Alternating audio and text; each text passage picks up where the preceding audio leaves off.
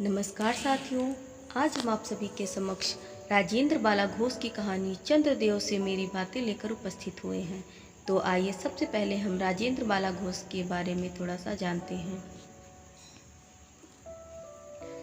हिंदी की प्रथम कहानीकार श्रीमती राजेंद्र बाला घोष छद्म नाम बंग महिला का जन्म 1882 ईस्वी में बनारस में हुआ था।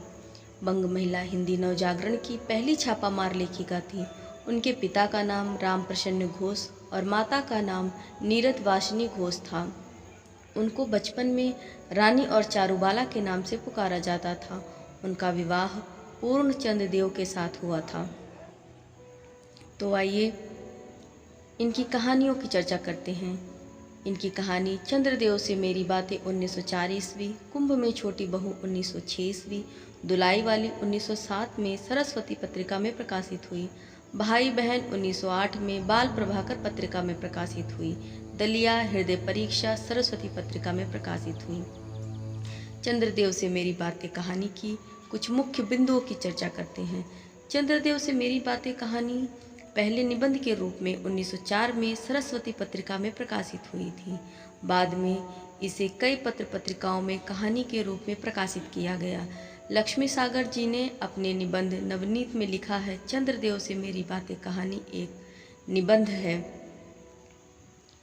यह पत्रात्मक शैली में लिखी पहली कहानी है जिस पर शिव शंभू के छिट्टे निबंध का प्रभाव देखा जा सकता है।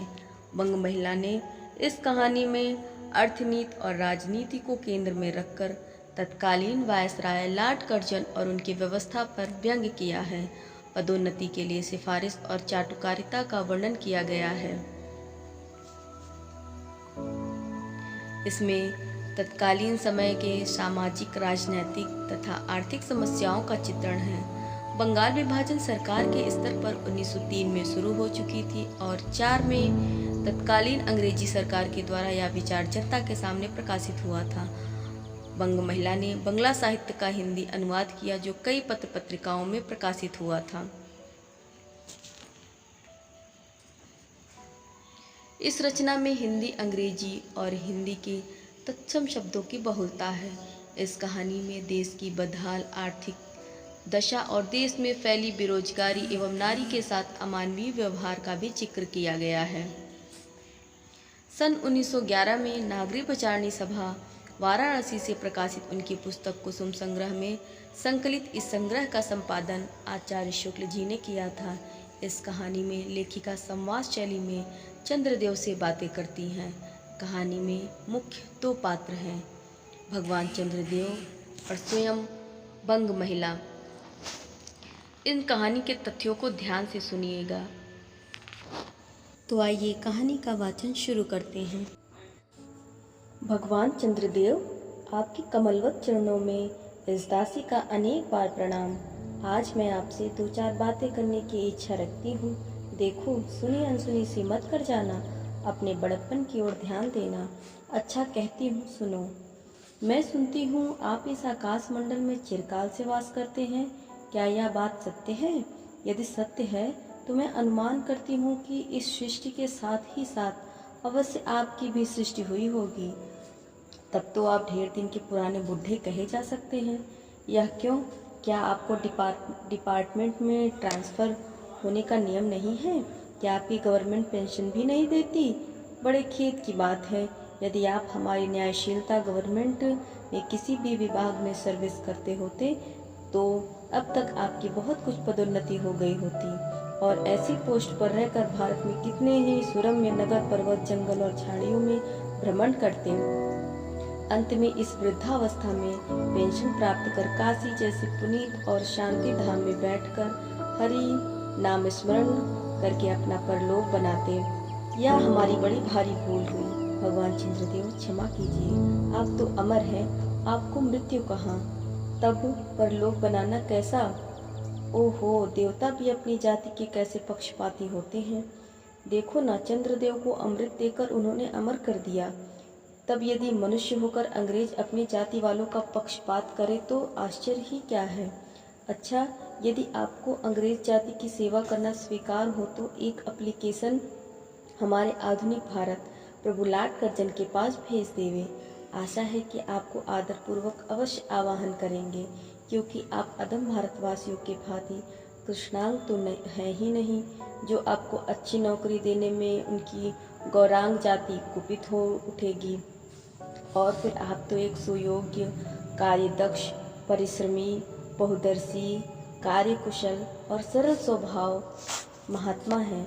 मैं विश्वास करती हूँ कि जब लॉर्ड कर्जन हमारे भारत के स्थायी भाग्य विधाता बनकर आवेंगे, तब आपको किसी कमीशन का मेंबर नहीं तो किसी मिशन में भर्ती करके वे अवश्य ही भेज देंगे, क्योंकि उनको कमीशन और मिशन दोनों ही अत्यंत प्रिय है।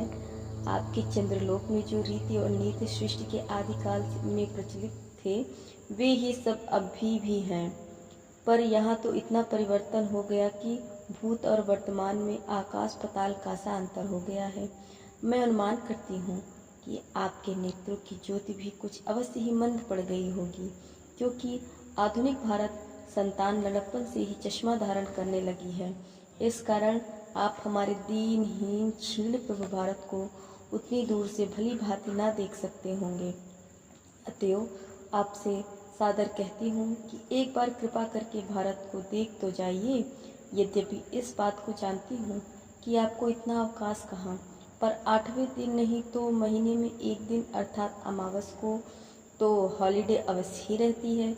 यदि आप उस दिन चाहें तो भारत भ्रमण कर जा सकते हैं।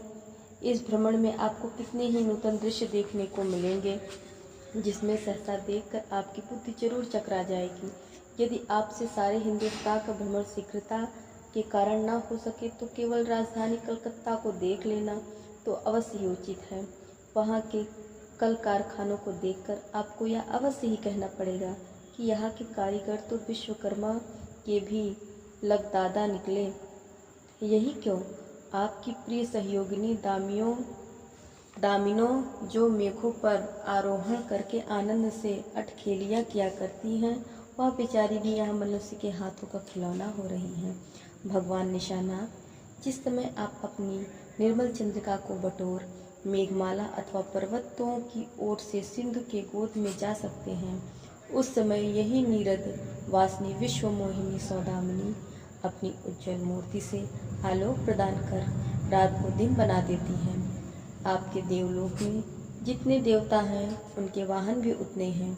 किसी का गज, किसी का हंस, किसी का बैल, किसी का चूहा इत्यादि।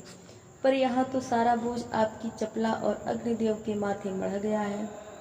क्या ब्राह्मण, क्या क्षत्रिय, क्या वैश्य, क्या शूद्र, क्या चांडाल, सभी के रथों का वाहन वही हो रही है। हमें श्वेतांग महाप्रभु गण को जहाँ पर कुछ कठिनाई का सामना आ पड़ा, झट उन्होंने इलेक्ट्रिसिटी को लापटका। बस कठिन से कठिन कार्य सहज में संपादन कर लेते हैं। और हमारे यहाँ के उच्च शिक्षा प्राप्त युवक काठ के पुतलों की भांति मुंह ताकते रह जाते हैं। जिस व्योमवासिनी विद्युत देवी को स्पर्श तक करने का किसी व्यक्ति का साहस नहीं हो सकता, वही आज पराये घर में आश्रिता नारियों की भांति ऐसे दबाव में पड़ी है कि वह चू तक नहीं कर सकती। क्या करें, बेचारी के भाग्य में विधाता ने दासी वृत्ति ही लिखा था। हरिपादोद्भाव त्रैलोक्य पावनी सुरसरी भी खोटे दिन आए हैं। वह भी अब स्थान स्थान में बंधनग्रस्त हो रही है। उसके वक्ष स्थल पर जहाँ तहाँ मोटे बृहदकार खम्भ खड़ कर दिए गए। कलकत्ता आदि को देखकर आपके देवराज सुरेंद्र भी कहेंगे कि हमारी अमरावती तो इसके आगे निरी फीकी सी जान पड़ती है। वहाँ ईडन गार्डन तो परिजात परिशोभित नंदन कानन को भी मात दे रहा है।